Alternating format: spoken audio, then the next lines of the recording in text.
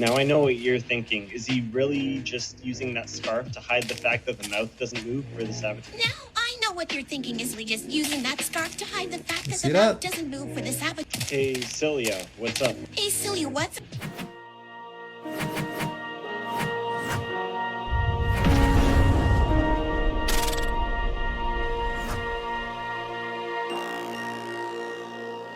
Crypto 101 here. We got another big project I want to talk about that's up and coming. It's called Webiverse. Now, if we're looking at NFT lands, there's Sandbox, there's Other Side, there's Decentraland, but Webiverse, it's different. Why? Because it has VR and AR incorporated. It's also open source, so anyone can develop games with their language. So this page is the drop page, so it explains a little more on the current whitelist and raffle, also the auction that's coming after the raffle. But what I want to go through first is their original website, just to explain why they might be the next metaverse that can take over the entire space. Okay, so we're at the original website here, and here's just a brief outline of what their website's about. So over here, they believe that their world should be connected and accessed freely with open tools, and it should all be interoperable. All right, next up, you see in this picture, they actually have a Bored Ape and another NFT that I always seen on OpenSea. You could tell that's already interoperability over here, and they're trying to invite all different collections into their metaverse, which is very important if you're talking about interoperability, right? Their metaverse engine. So wouldn't it be great if it was 100% open source that anyone can host? So an engine that can shift the powers from tech companies to creators and communities, designed by the users and able to load NFTs with avatars for AR and VR. It already stands out from everything else that we've seen. All right, so their first demonstration of their world is called Upstream. That's a metaverse game that they developed with their own platform. Now, everyone else could develop their own world with the same open source, and it's supposed to be easy, intuitive to use. Right, next up we have, what's here? The Dropstorm, Collab, Decentralized Coordination. So their goal is to partner up with, you can see over here, Bored Ape, that looks like a cool cat. That's them right here, and also this penguin again. All right, somebody tell me, what is this penguin here, this NFT collection? I've seen this penguin before, but if you guys know the name of this, please drop it down below in the comments. So their goal is to partner up with creators to have immersive drops and experiences to make their way into their game called The Street. So this is a longer explainer of their entire project. I'm just gonna go over the most important parts that I feel like need to be shared. All right, so what if the web was a fun game, right? So that's a key problem that every metaverse is having right now. Main reasons, here's number one. The sandbox game, which supports user-generated content, is the same style. All you can do is just roam around. I mean, you've seen that Decentraland, Sandbox, people are just running around. It's the same type of gameplay, it's the same experience from one space to the next. It's no different, right? Webiverse, every creator can create their own world how they like. So I'm going to show you some video samples later, and you can see all the different styles of worlds that people created. All right, two, and most of the games that we previously seen in Sandbox, Metaverse, NFT worlds is economy based, right? The goal is just to make money, which it's not fun, you know, it's just everyone's grinding, everyone's just trying to make money and flip, which is essentially not the same as a real game. So their idea of fun is not aligned. All right, three, play to earn games would only make sense if it's a perpetual Ponzi scheme or gambling, play to earn and lose, right? So with those kind of metaverse games that we've seen, they say that it's play to earn, and most people just play, earn the tokens or the NFTs, the price pumps up, and then eventually the bag holders at the end that comes in to buy loses at the end. All right, we've seen this all too much. Most of the play to earn games that was all hyped up, everything crashed. Who's even playing it anymore, right? There's too many to name, and I'm not sure which one to even start with, but you guys know what I'm talking about if you've seen the NFT metaverse space. So just from the creator's experience, he's saying none of the games were like what he grew up with. And you can see right here, World of Warcraft, Prince of Persia, Zelda, Sonic, these kind of fun that he experienced in those games that he liked are not replicable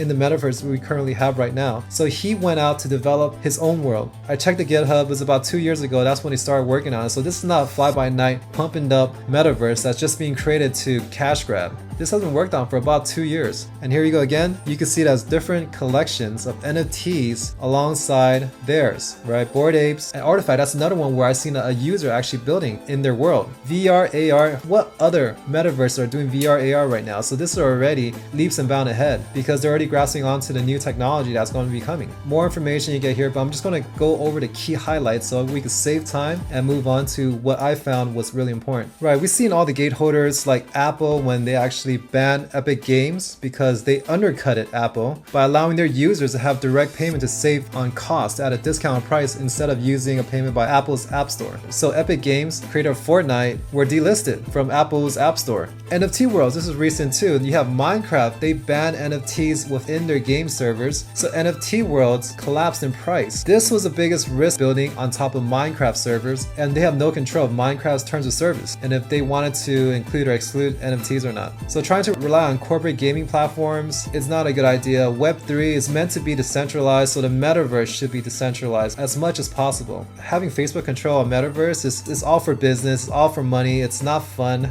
It's not how it should be. Just seeing how Apple can actually take off your app from their app store, just no control of what can happen to your game. You could just get delisted. That's what we have Webiverse. Now, one thing that stood out is their voice recognition. So it could recognize your voice and convert it to an animated voice. So you gotta check this out here. Now I know what you're thinking. Is he really just using that scarf to hide the fact that the mouth doesn't move for this avatar? Now I know what you're thinking, Isli, just using that scarf to hide the fact that See the that? mouth doesn't move for this avatar. Hey, Celia, what's up? Hey, Celia, what's...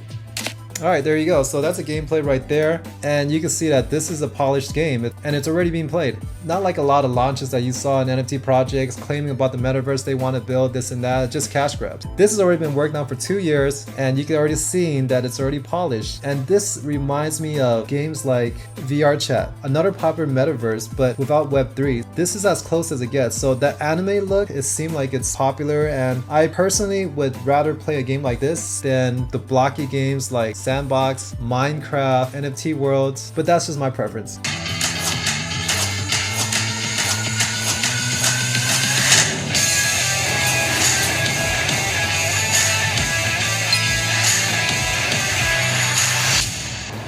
So that's the taste of Upstreet. I believe that's the first game that they're releasing. And you can already see that there's a whole bunch of different collections being played in here.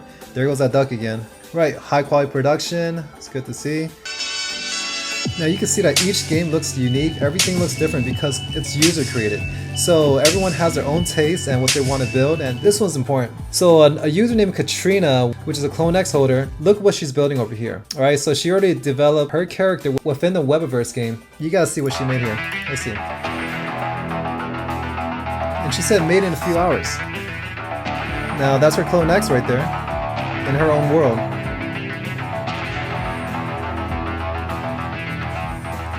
This sword is so powerful, it's hard to believe. It can transform into any shape and it seems to have a will of its own.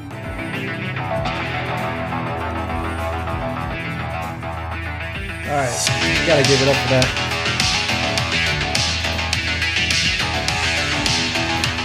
She said made in a few hours? So if it's not easy to make, can you imagine more people onboarding different collections, their own NFT avatars into the space and making their own world? That's why you see all different types of games in different worlds. Take a look at this one. Alright, what is it like? This is like Mario, right? Completely different style of gaming than everything else you've seen at first. Now the world they're in, and look at this, it's like a Mario world. So that's key. Now everyone's experience is going to be different. I find this so satisfying to watch. So we're just going to watch this for a little bit.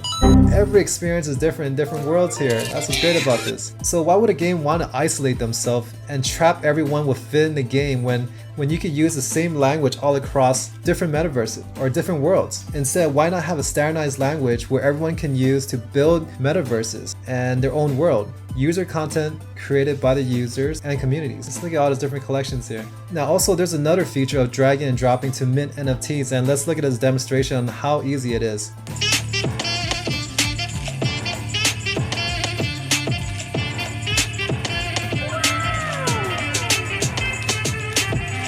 She just minted her NFT. Now taking away the difficulty to mint an asset on NFT will streamline this into adoption. There's going to be more people wanting to use this, create their own NFT assets to join along with this game. So that's another important part I want you to watch. That drew me into this project even more as I was digging in. There's so much to this. I can't even cover everything, but just the key highlights that really caught my attention. But yeah, there you go, another different world right there. First person shooters, third person, they have different views too, so there's pretty much, you could do anything in this world. in AR and VR.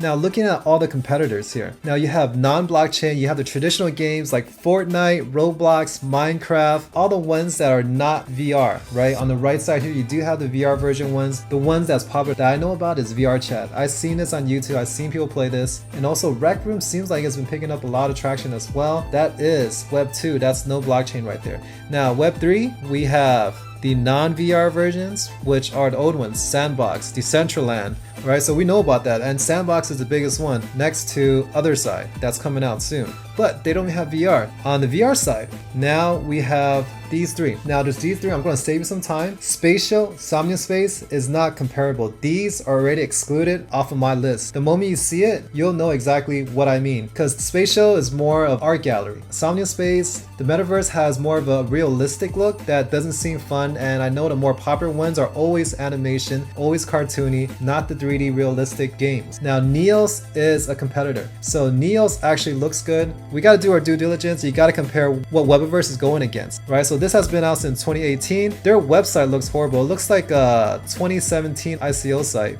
I gotta admit, their graphics looks good, and it looks like a fun game for the most part, but I don't believe they have AR incorporated yet. Webiverse do. This video will be about showing the fundamental. Alright, so I gotta admit the graphics are looking really good. But now one thing I noticed right away, this person's using his actual voice, whereas Webiverse, they're using AI technology to convert speech to text to an anime voice, a fake character's voice, right? So now when you're playing into a metaverse, you want to immerse yourself in the full experience from your entire looks, which is your avatar, to your dialogue, speech, which is converted into an anime's voice. So I personally want to actually immerse myself into a game where everything can completely change. This is one thing that Webiverse has that this game doesn't, so that's one feature. But besides that, I think this one looks good as well. It hasn't reached my desk, no one's even talking about it. Not sure why I haven't found out about it yet, but it's not picking up steam, whereas Webiverse is already trending and people are finding out about it, and this is really early because we still have the drop coming up in less than 2 days. Right, so now how do we get into this drop? Let's take a look at how the raffle works. If you have any of these collections, any of these blue chip NFT sets, you can get into the raffle. Right here, MAYC. So I was able to enter the raffle list because I was holding a MAYC during this period, July 19th. So each community gets 150 allow list spots, and I'm sure there's more than 150 mutants to enter the raffle. So I'm gonna have to compete with them, and we're gonna see who can actually earn a spot, but it's worth a chance, especially if you're already holding one of these NFTs from these collections. So this one is at Webiverse, and also a quick way to check if it's a legit Twitter. You could also look at this here and see how many followers you have that follow them. Right, so 73 already gets signed. They have a decent amount of followers. So I will only want to click links from this Twitter page. This greatly reduces your chance of any scam pages and keep you guys safe, right? So that's a quick rough way to check. So let's see here, we have the drop, click on the drop, go into here, connect your wallet, and you're able to see if you're in the join list for the raffle. So it'll show you that you're connected, eligible or not. Click join raffle list, and it'll let you know you're on the raffle list and tell you about the 150 address from each community that's going to have to compete with each other. Take your chances. This is a strong win right here if you can get it. Now what's going to happen if you can't get it? You're going to go to phase 2, which is the auction, and it could go up to 2 ETH. And based on supply, the supply is 20k. This thing should at least, at minimum, at least 1 ETH. So I'm not expecting to go on the auction and try to bid 0.2 and win it, because this one is most likely it's going to hit 2 or somewhere closer from 1.5 to 2. That's my best guess, just a guess. It's going to be expensive, but it's worth it. It's worth it because I value this more than 2 ETH for one of these land pieces here. At 0.2 ETH, it's a guaranteed winner. You're going to see this thing go from 1 to 2 ETH after the auction, and who knows what happens at the secondary. Based on supply, it's very low supply. We're talking about 20k, where you have the next competitor with the lowest supply would be NFT Worlds at 10k, right? And you see what happened with them. They're actually running their project on Minecraft servers, so they have to revamp their entire business structure and entire language now. And to me, you know, they do have a chance to come back, but building into one of those blocky to me it's outdated types of games, whereas this is fresh, this is something new. Also, they have all this AR VR technology and AI voice conversion into animes. So those key takeaways is what really draw me into this project. You gotta really take your chance and try to get this at 0.2 ETH. This is it's a winner, but if not, I mean, I'll still give a shot at the auction. I'm gonna do both regardless. All right, so good luck to this. I hope you guys do get in, and make sure if you guys have one of the collections, enter the raffle list. Best chance right there.